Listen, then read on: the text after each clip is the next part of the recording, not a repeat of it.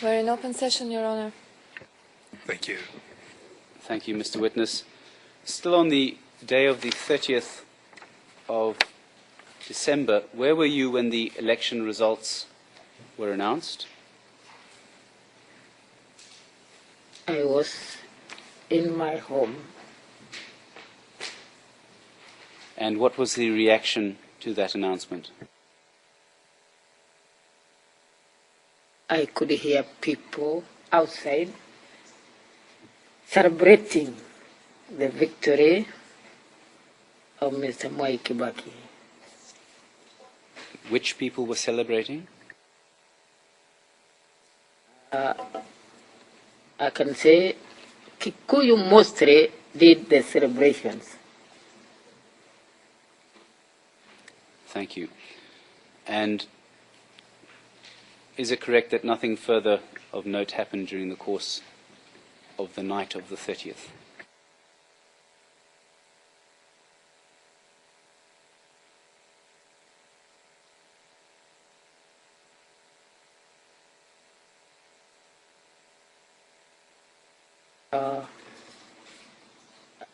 Nothing further. Can we move on then to the morning of the 31st of December? This is the first day after the announcement of the presidential election results. What did you do that morning?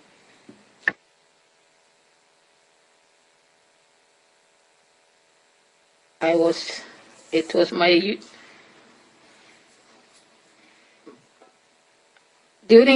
my usual thing to do every morning, to buy a newspaper. And I woke up and headed to Konabaya's Trading Center, where newspapers are normally sold. What did you find there? I found a crowd of people, many of them at that, conversing among themselves. Can you describe this crowd, please, in terms of ethnicity and age? The Kikuyus were mostly in the group. The ages, it were all ages, old and young.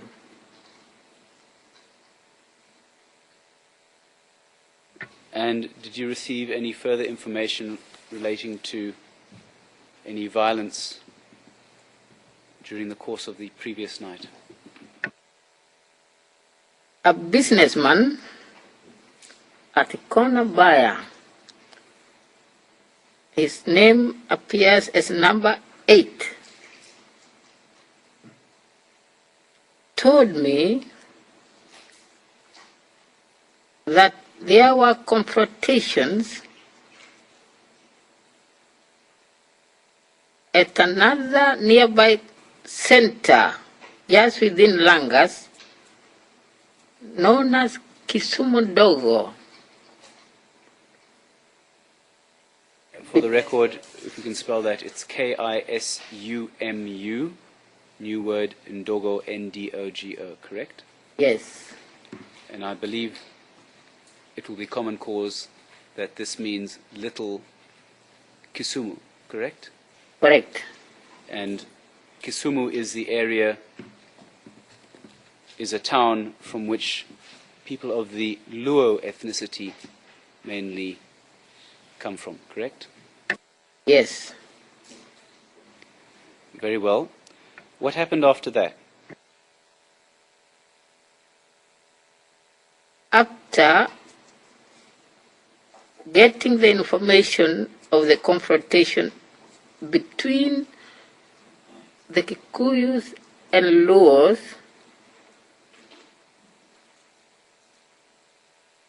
I decided,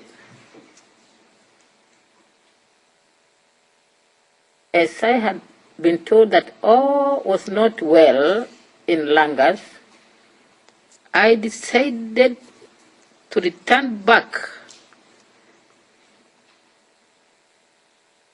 to my home and alert other people who are my neighbors that things were not quite all right in Langas.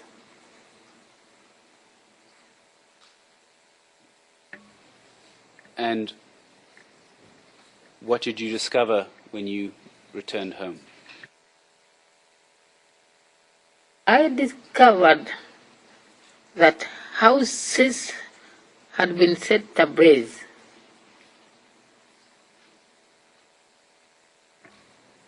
By whom were these houses set ablaze? This was set ablaze by our rivals. Specifically, who do you mean when you say our rivals? The Kalenjins. And how do you know this?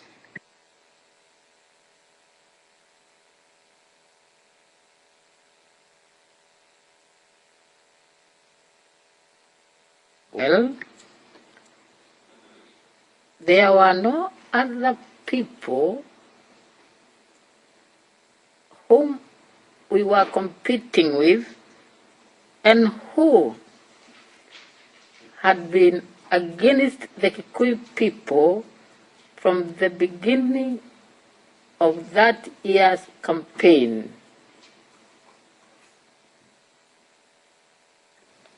Can you tell the court, please, exactly what you personally saw and what you observed at that time when you were returning from the center to your home?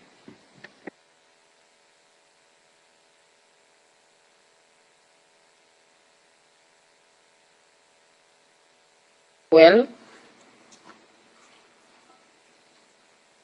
I had observed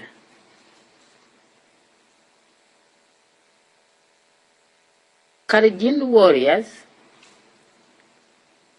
about 10 or more, I couldn't have time to count them, a few meters from my house.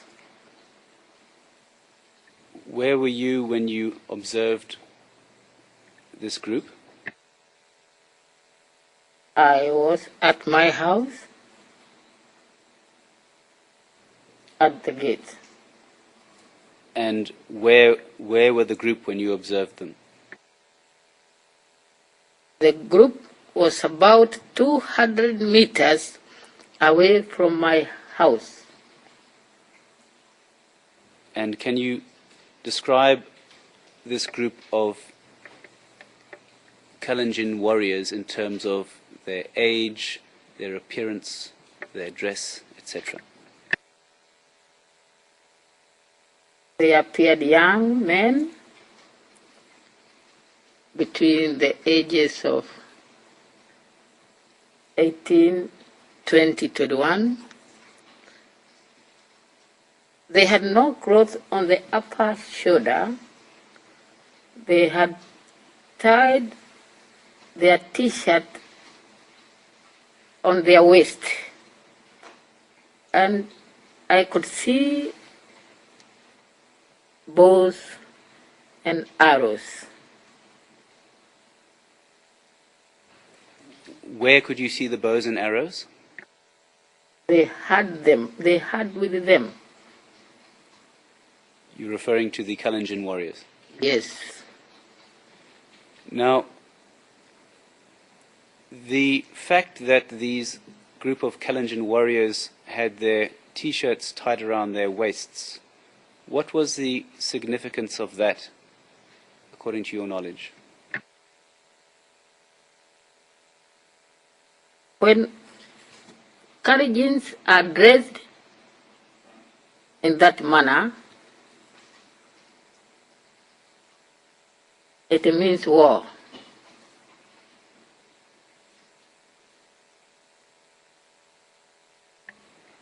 And what makes you say that? How do you know that?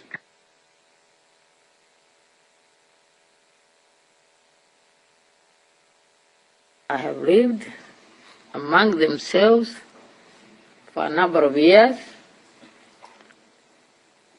and normally they are never dressed that way unless there is war.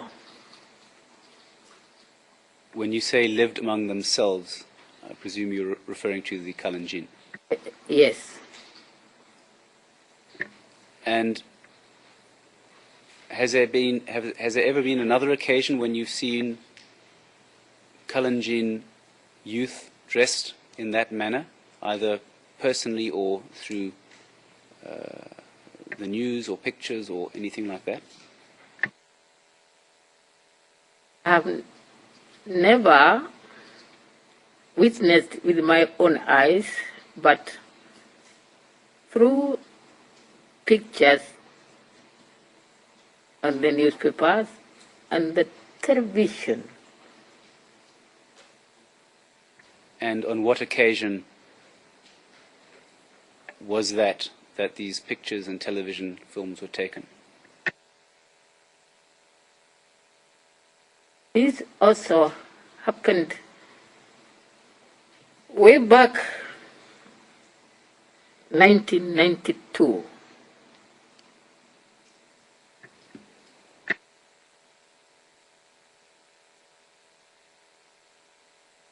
Well, I'm not sure that this is an agreed fact, so I'll ask you, what happened in 1992? Well, there was similar confrontation between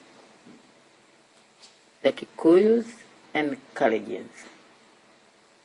And what triggered the confrontation? I would say it was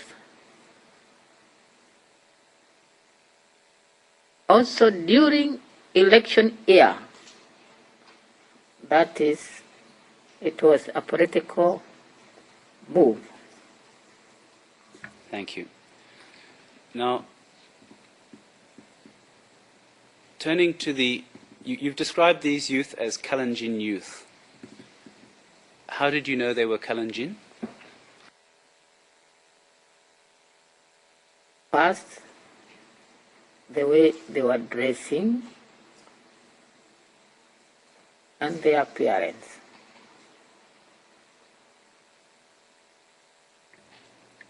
You also mentioned that they were carrying bows and arrows.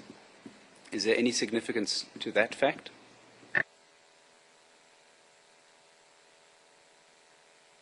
They were carrying them.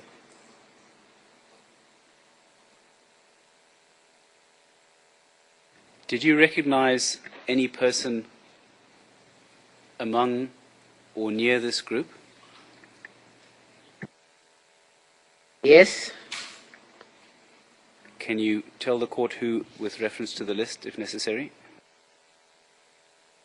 person named as number 2. And to remind the court, what was the ethnicity of person number 2? Is a Kalenjin. Now, returning to the issue of the bows and arrows for a moment, in your experience, by which ethnic group or groups are these weapons normally used?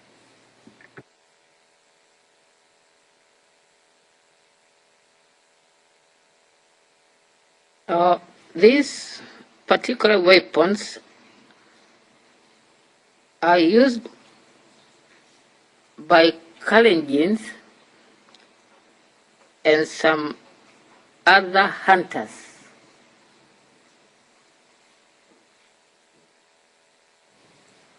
Have you known these weapons to have been used by Kikuyu ever?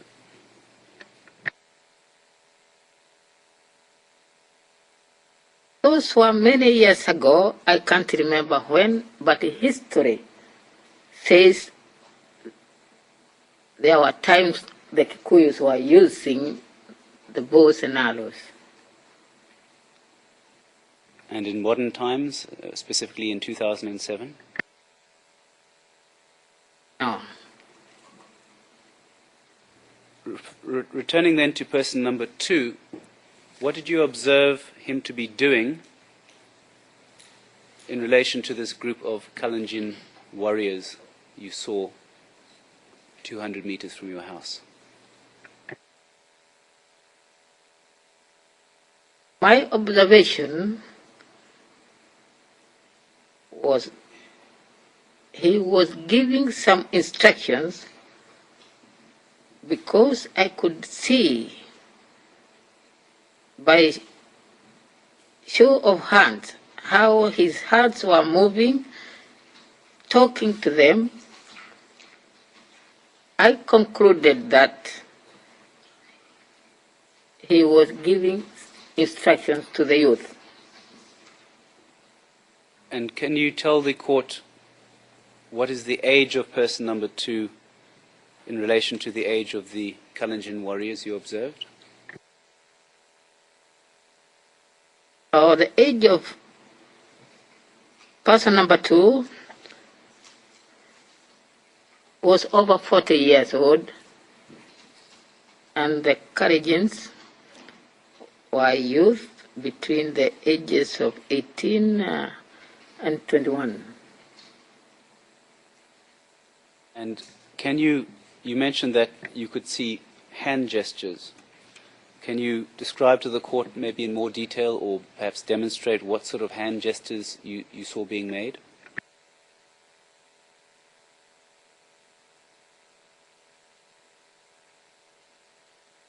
When one is talking to a group of people, it comes a time when he or she thinks people are not getting the proper directives.